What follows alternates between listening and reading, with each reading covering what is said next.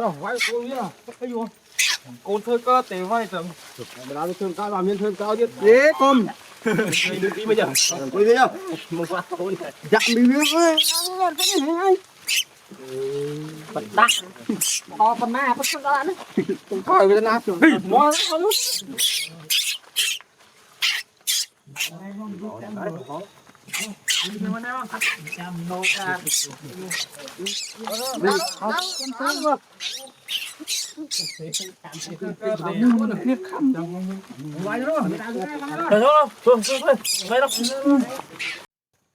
เป็นcốt á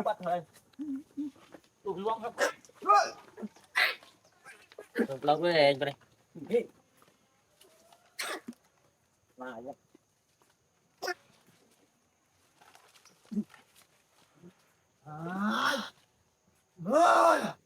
đây cái đuôi á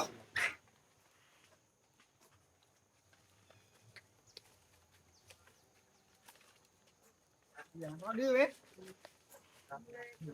đơn quá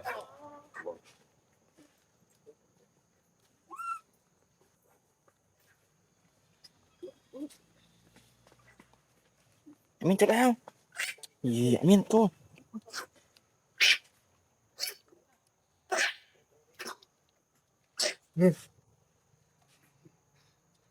quá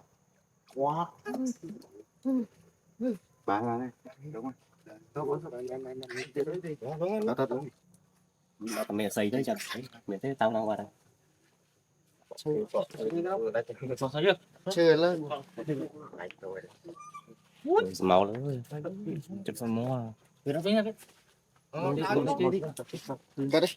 khỏi